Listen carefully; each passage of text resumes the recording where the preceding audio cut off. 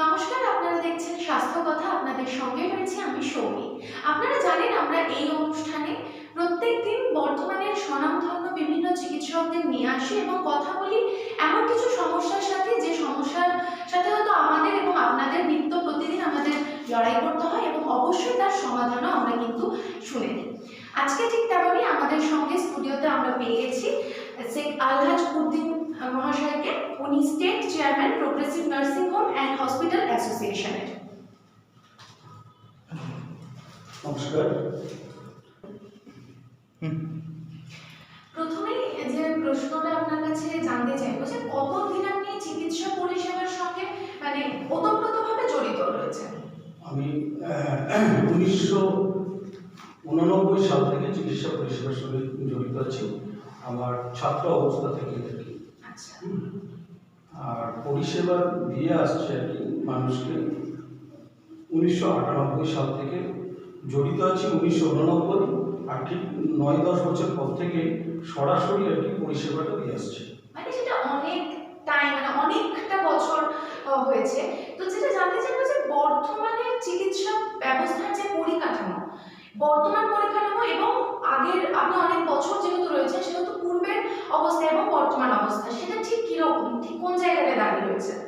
এটা ভীষণ বর্ধমানবাসীর কাছে সৌভাগ্যের বিষয় যে বর্ধমান জেলা আজকে কয়েকটা জেলার উপর মানে চিকিৎসা ব্যবস্থা বর্ধমানের উপর নির্ভরশীল। আমাদের যত প্রতিবেশী জেলাগুলো আছে প্রত্যেকে, এবং প্রতিবেশী রাজ্যগুলো আমাদের জেলার প্রতি একটা নির্ভরশীল। এটা আমাদের কাছে ভীষণ একটা সৌভাগ্যের। এবং বর্ধমান জেলায় এত মিনিমাম কম পয়সায় আর কি চিকিৎসা হয়, সেটা রাজ্যের কোনো জেলাতেই হয় না। এবং সমস্ত ধরনের পরিষেবা বর্ধমানে মেলে। এবং সেই জন্য আজকে আমাদের বীরভূম বলুন, হুগলি বলুন, বাঁকুড়া, পুরুলিয়া, মুর্শিদাবাদ, হুগলি, প্রতিটা জেলার মানুষ আজকে বর্ধমানের উপর নির্ভরশীল। পাশাপাশি আমাদের প্রতিবেশী রাজ্য ঝাড়খণ্ড, বিহার এবং আসামের প্রতিনিয়ত মানুষ এখানে আমাদের বর্ধমানের উপর নির্ভরশীল। আজকে আসামের মানুষের কাছে বরপেটা, বয়গাঁও, কামরূপ, সেখানের কাছে বর্ধমান হচ্ছে একটা ব্যাঙ্গালোরের মতো, একটা ভেলোরের মতো। তারা দলে দলে এখানে আসেন। মূলত সেই শুরুটা হয়েছিল, জার্নিটা শুরু করেছিল 2007 সাল থেকে। আমার যে পলিক্লিনিক ঘোষবাগানে সেবা পলিক্লিনিক, সেখানে আসা শুরু হয়েছিল। তারপর থেকে প্রতিনিয়ত তারা এত খুশি যে বর্ধমানের পরিষেবা এবং কম পয়সায় পরিষেবা পায়। তার জন্য প্রতিনিয়ত যতগুলো আসামের ট্রেন আছে, প্রতিটা ট্রেনেই রোগী আসে বর্ধমানে। আমরা এতটাই ভালো বর্ধমানে মানে নিম্ন মধ্যবিত্তদের কাছে বর্তমান একটা চিকিৎসার স্বর্গরাজ্য বলতে পারে। এবং এখানে আসলে সব রকমের চিকিৎসা তারা পাচ্ছেন, এবং তাদের বাজেটের কথা মাথায় রেখেও তারা সেই চিকিৎসাটা পাচ্ছেন। সব থেকে স্বল্প মূল্যে এত ভালো চিকিৎসা আমাদের সারা রাজ্যে। আমাদের মাননীয় মুখ্যমন্ত্রী তো সকলের জন্যই সুস্বাস্থ্যের কথা ভেবে স্বাস্থ্যসাথী একটা প্রকল্প নিয়েছেন, যে সকলের স্বাস্থ্যের কথা ভেবে দরিদ্র ধনী এখানে কোনো ভেদাভেদ নেই, প্রত্যেককে উনি স্বাস্থ্যসাথী কার্ড দিয়েছেন। আর সেই কার্ডের বিনিময়ে বর্ধমানে খুব সুন্দর ভালো চিকিৎসা হচ্ছে। এটা একটা বিশাল।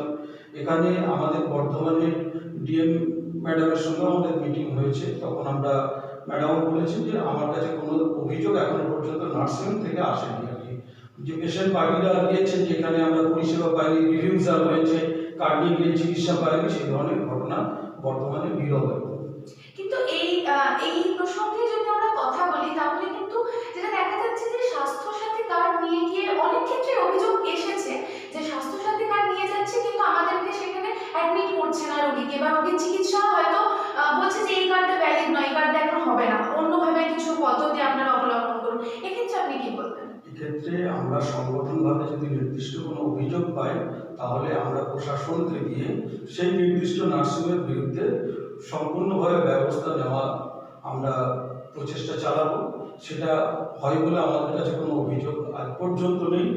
যেগুলো আসে দেখা যায় যে সত্যিকারের ইউআরএন নাম্বার, যে নাম্বারটা দেওয়া থাকে সেই নাম্বারটা মিসম্যাচ করছে, ম্যাচিং হচ্ছে না। তাহলে সেটা না ম্যাচ করবে তাহলে তাকে ফিঙ্গারপ্রিন্টটা নেওয়া যাবে না। অনেক সময় ফিঙ্গারপ্রিন্টটা মেলে না, অনেক সময় দেখা যায় যে নামের স্পেলিং ভুল, সেইগুলো একদম ওই কার্ডের সম্পূর্ণ 100% যদি না থাকে, মিসম্যাচ হলে, তাহলে সেক্ষেত্রে সেই পেশেন্টকে অ্যাডমিশন করা যায় না। এক্ষেত্রে পেশেন্ট পার্টিদের ভুল ধারণা যে তাহলে কার্ডটা নিলাম, টেকনিক্যাল কিছু ফল্টের জন্য সেই দোষারোপটা নার্সিং মালিকদের উপরে চেপে যায়। এই জন্য এবং পাবলিকের একটা ভুল ধারণা যে আমার কার্ডে 5 লক্ষ টাকা আমাদের মাননীয় মুখ্যমন্ত্রী দিয়েছেন, এটা একটা এটিএম কার্ড, যখন যাব তখনই ব্যবহার করতে পারবো, যা খুশি টাকা আমরা সেখান থেকে তুলতে পারবো। সেটা নয়, এখানে একটা নির্দিষ্ট পোর্টাল আছে, সেই পোর্টালের মাধ্যমে নির্দিষ্ট প্যাকেজ আছে, ট্রিটমেন্ট ভিত্তিক প্যাকেজ নির্ধারণ করে দিয়েছেন স্বাস্থ্য ভবন থেকে, স্বাস্থ্যসাথী যে দপ্তর, সেই দপ্তর থেকে।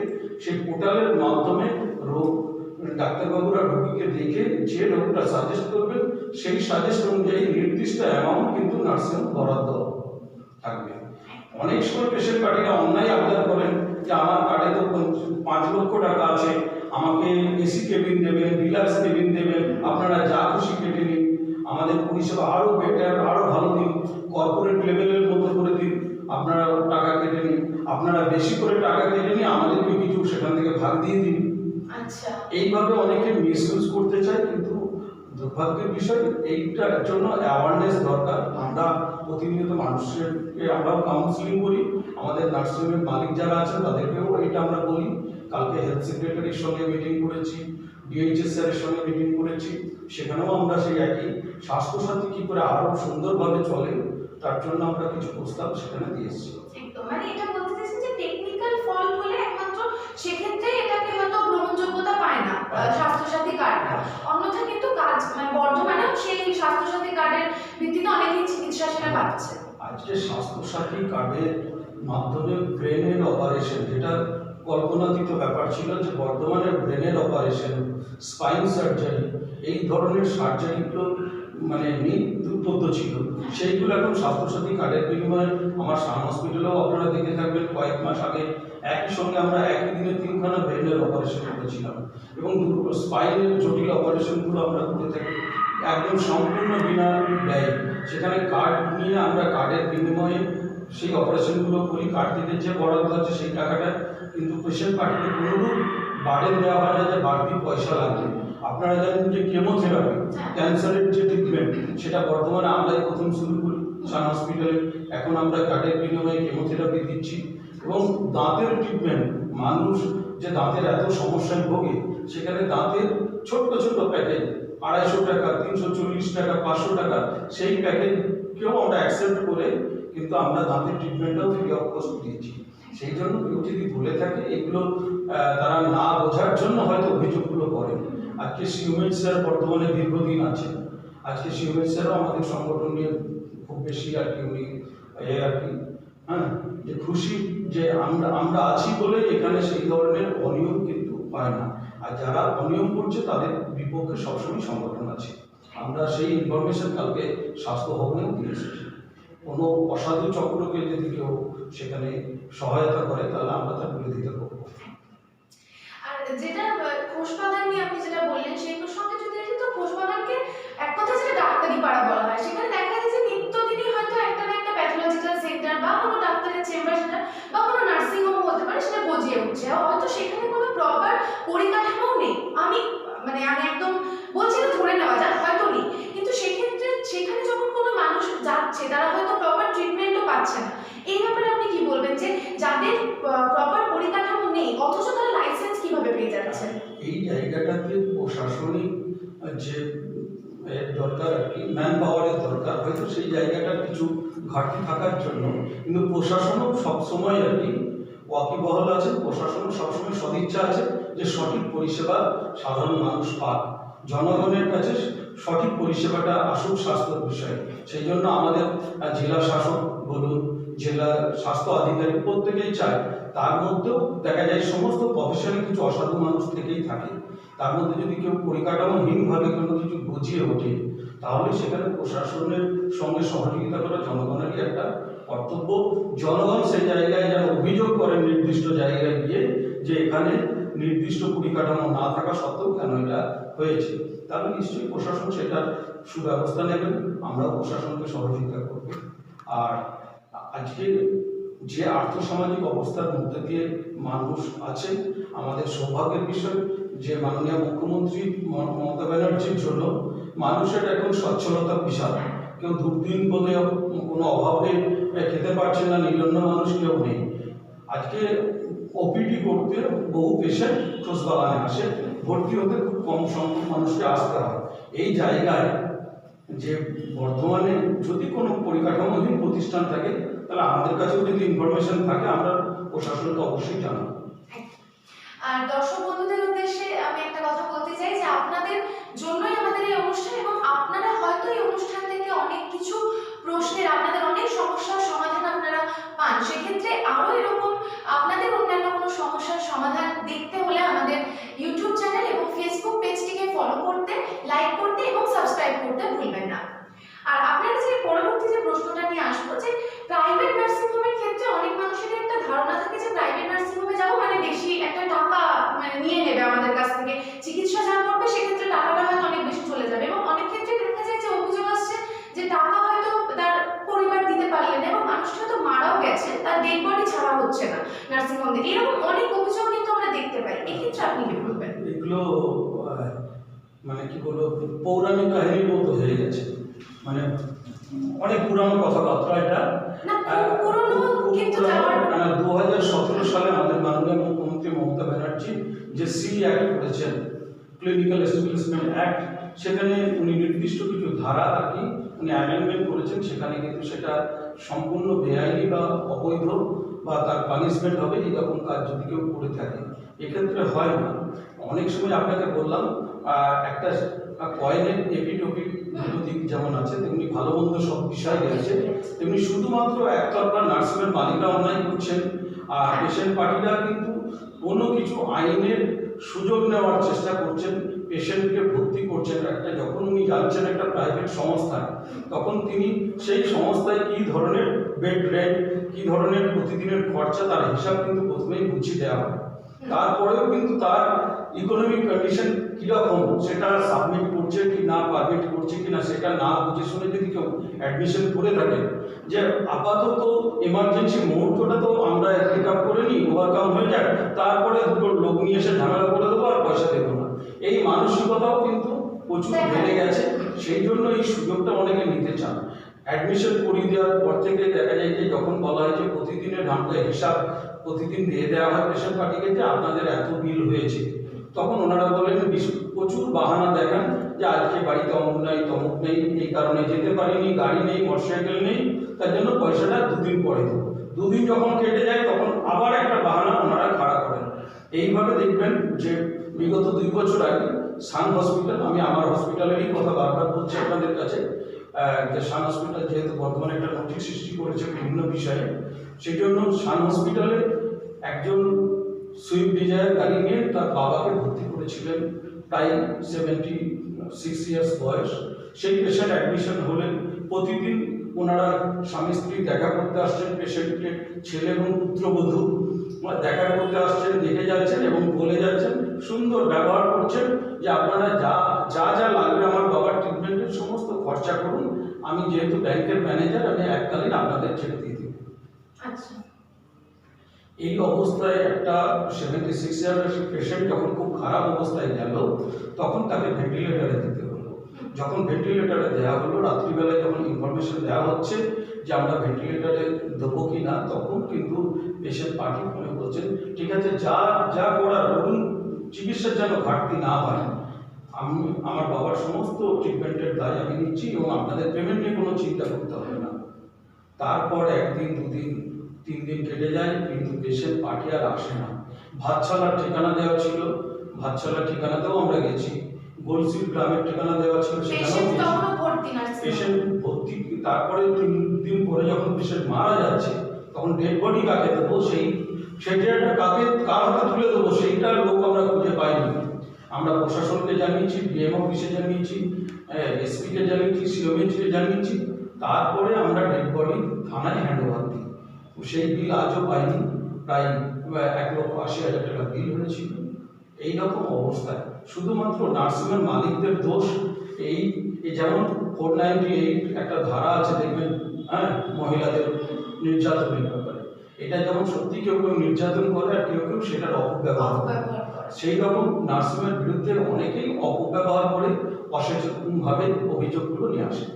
কিন্তু এইটা মানে আমি বলছি যে এই ধারণাটা সৃষ্টি কেন হলো, মানে ধরুন হঠাৎ করে তো একটা ধারণা সৃষ্টি হতে পারে। ধারণাটা সৃষ্টি হলো কেন, আপনাকে প্রথম কথা বলতে বলতেই বলছি যে সব প্রফেশনে কিছু অসাধু মানুষ থাকে, সে দু চারজন হয়তো থেকেছে।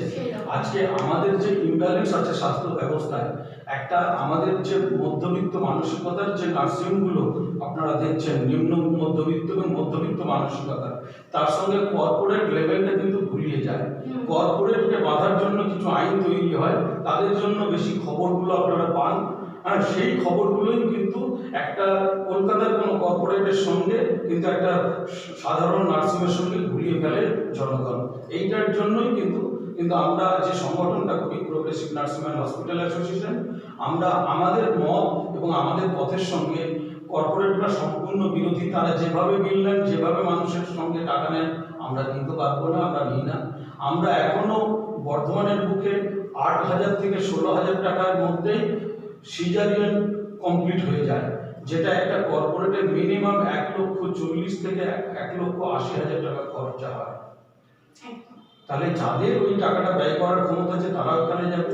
আর না হলে বর্তমানে আমাদের বর্তমানে যখন সারা বিভিন্ন রাজ্য থেকে ট্রিটমেন্ট নিতে আসছে, বিভিন্ন জেলা থেকে আসছে, এটা আমাদের কাছে গর্বের ব্যাপার। আপনাদের কাছেও সেটা, সাংবাদিক বন্ধু যারা আছেন প্রত্যেকের কাছে এটা গর্বের বিষয়। নিশ্চয়ই ভালো কিছু আজকে খোসবাগান দিচ্ছে, বর্ধমান দিচ্ছে। সাথে সাথে আমরা বলবো যে সারা রাজ্যের যে স্বাস্থ্য ব্যবস্থা, আজকে আমাদের progressive nursing and hospital association এই কয়েক বছরে আমরা আমূল পরিবর্তন করতে পেরেছি সরকারের সাথে হাত মিলিয়ে। আর যেটা এই মানে এখনো একটা কোভিডের রেশ এখনো কিন্তু আমাদের ছেড়ে যায়নি। তো কোভিড সিচুয়েশনটা আমরা সবাই কম বেশি সেটাতে আমরা ক্ষতিগ্রস্ত, এবং আপনারা সেই জায়গাটা একদম ফ্রন্ট লাইনে দাঁড়িয়ে আমাদেরকে রক্ষা করেছেন এবং অনেক মানুষের প্রাণও বাঁচিয়েছেন। সেই সময়টা আপনারা কিভাবে কাজ করেছিলেন?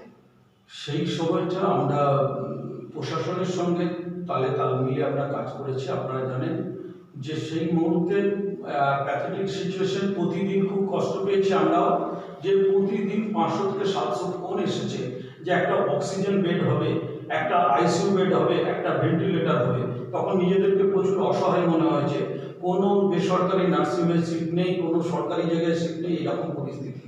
তার জন্য আমাদের মাননীয় মুখ্যমন্ত্রীকে সত্যি স্বাস্থ্য বিষয়ের কথা বলতে গেলে ওনাকে সব বিষয়ে ধন্যবাদ দিতে হয়, যে উনি যেভাবে সব থেকে বেশি ফ্রন্ট লাইনার হচ্ছেন আমাদের মাননীয় মুখ্যমন্ত্রী মমতা ব্যানার্জি। উনি নমস্য, কিন্তু উনি যেভাবে আজকে কোয়ারেন্টাইন সিস্টেম করা থেকে বিভিন্ন সুপার স্পেশালিটি হসপিটাল নেই যেসব জায়গাগুলো, বিভিন্ন বড় বড় আমাদের এখানেই দেখবেন কৃষি দপ্তরটাকে একটা হসপিটাল বানিয়ে নিয়েছিলেন তাৎক্ষণিকভাবে। তারপরে আমরা কিন্তু সেকেন্ড ওয়েভটাকে খুব অল্প দিন, হয়তো 1 মাসের মধ্যেই আমরা সেটাকে রক্ষা করতে পেরেছিলাম, বহু প্রাণ আমরা বাঁচাতে পেরেছি। আমরা আগে থেকেই যখন ফার্স্ট ওয়েভ এসেছিল তখন থেকেই আমরা অ্যাওয়ারনেস প্রোগ্রাম প্রচুর করেছি, বিভিন্ন জায়গায় আমরা ক্যাম্প করেছি, মানুষকে বোঝাতে থেকেছি।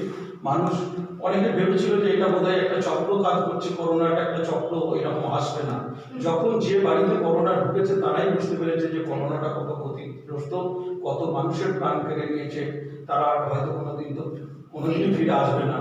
এবং যেটা বিষয় হচ্ছে থার্ড ওয়েভ নিয়ে এখনো সবাই কল্পনার জগতে আছে যে থার্ড ওয়েভ হয়তো আসবে না বা আসবে, আসলেও কিন্তু আজকে আমাদের সেইভাবে সতর্কতা আমরা নিচ্ছি না। আর সেইভাবে বলতে গেলে যদি কাউকে যাওয়া হয় তাহলে সেটা একটা রহস্যের হয়ে যাচ্ছে। কিন্তু এটা আমি করজোরে অনুরোধ করবো আপনাদের চ্যানেলের মাধ্যমে যে প্রত্যেকেই আমরা সতর্ক থাকি, যাতে থার্ড ওয়েভ থেকে আমরা নিজেদেরকে রক্ষা করতে পারি, সমাজকে রক্ষা করতে পারি।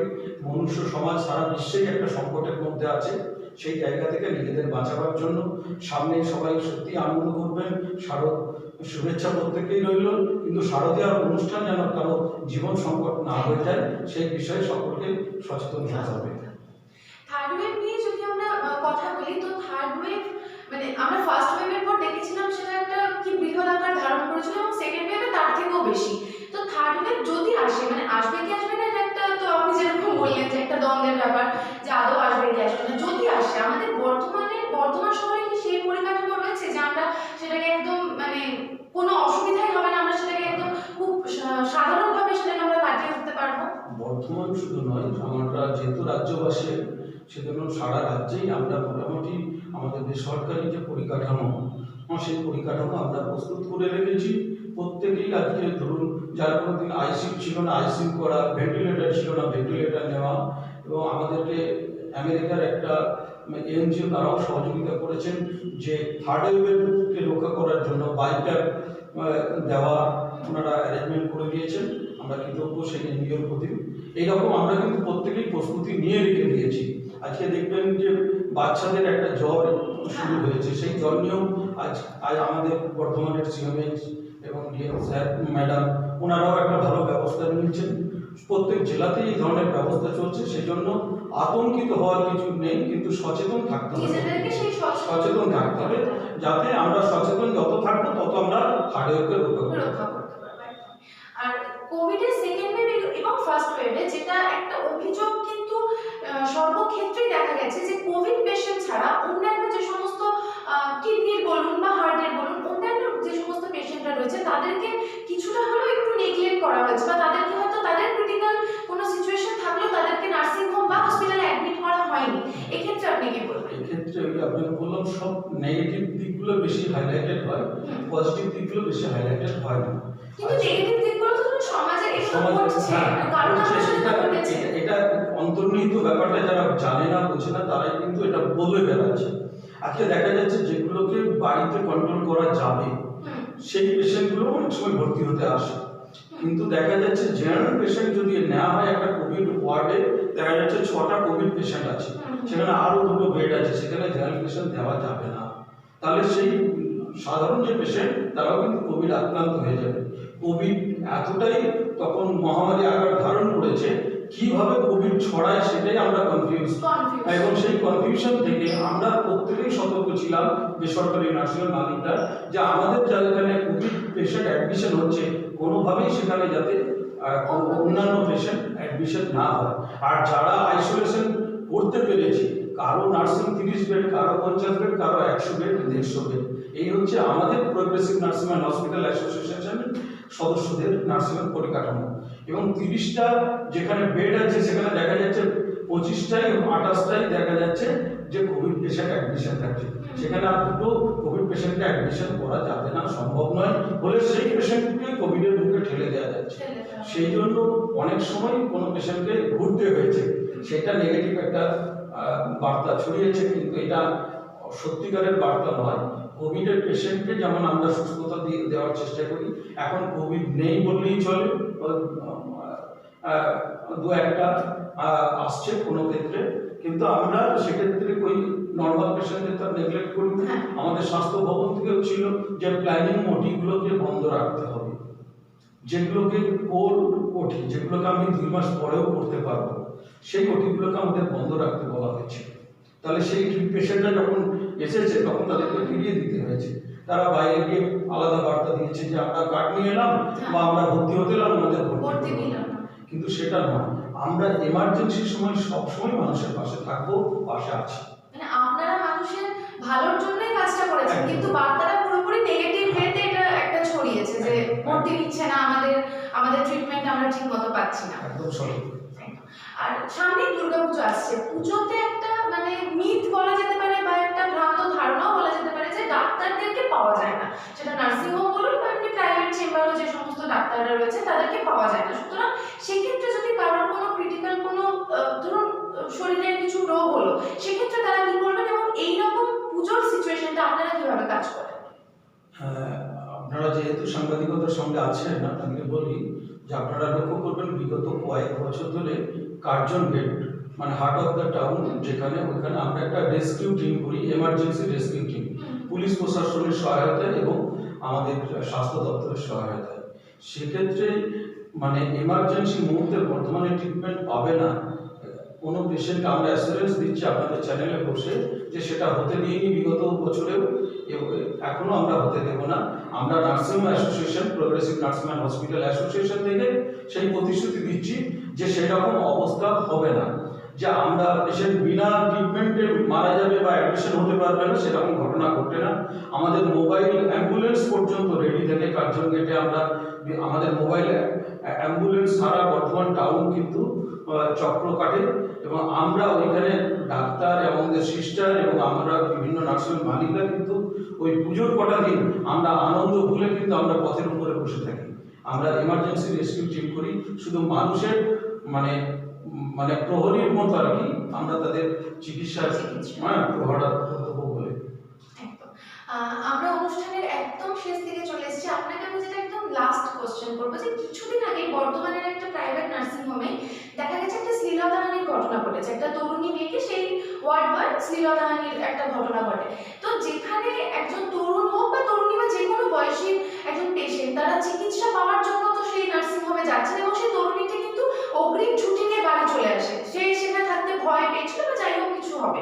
তো সেক্ষেত্রে এই ব্যাপারে কি বলবেন, যে যেখানে চিকিৎসা পাওয়ার জন্য যাচ্ছে সেইখানেও এরকম একটা ঘটনা? কথা বলতে বলতেই বলেছি যে আমরা অন্যায়ের সাথে নেই। আমাদের progressive nursing and hospital association অন্যায় যারা করছে তাদের আমরা প্রশ্রয় দেবো না এবং তাদেরকে কোনোভাবেই সহায়তা করবো না। অন্যায় অন্যায়, সেটা প্রশাসন নিশ্চয়ই, সেটা যদি অন্যায় হয়ে থাকে তার যথাযথ শাস্তি প্রশাসন থেকে দেবে। এই বিষয়ে আমরা সেটার তীব্র ভাষায় আমরা সেটাকে ঘৃণা করছি এবং ধিক্কার জানাচ্ছি। আমরা এইগুলোকে প্রশ্রয় দিই না। এরপর সেই জন্য আমরা সমস্ত নার্সিংকে আমাদের মেম্বার করি না। আমরা অনেক কিছু দেখে 1 বছর থেকে তারপর কিছুদিন দেখে প্রত্যেকে আমরা তারপরে আমাদের প্রতিটা মিটিংয়ে স্বচ্ছতা এবং সততা এই বার্তা আমরা দিই, এবং তাদের পরিকাঠামোগতভাবে উন্নত হতে হবে। মানুষের জীবন নিয়ে আমরা রোজগার করি, পরিষেবামূলক ব্যবসা আমরা করি। সেই জন্য পরিষেবা আমাদের সব থেকে আগে। আমাদের সংগঠনের মূল বার্তা হচ্ছে যে আগে পেশেন্টের পরিষেবা সঠিকভাবে দিতে হবে। রোগীর সুস্থতা প্রদানকারী আমরা একটা সংস্থা হিসেবে আমাদের প্রতিষ্ঠানগুলো চলে। সেই হিসাবে আমরা রোগীর সুস্থতা কিভাবে দেবো সেটা হচ্ছে আমাদের কাছে প্রধান আর কি নির্ভরশীলতার যোগ্য। তারপরে আমাদের ব্যবসাটা প্রথম হচ্ছে পেশেন্টের সুস্থতা। তারপরে এটা করতে গিয়ে অনেক অসাধু মানুষ যদি কেউ জড়িত হয়ে থাকে তার যথাযথ শাস্তি আমরা দাবি করছি। একদম।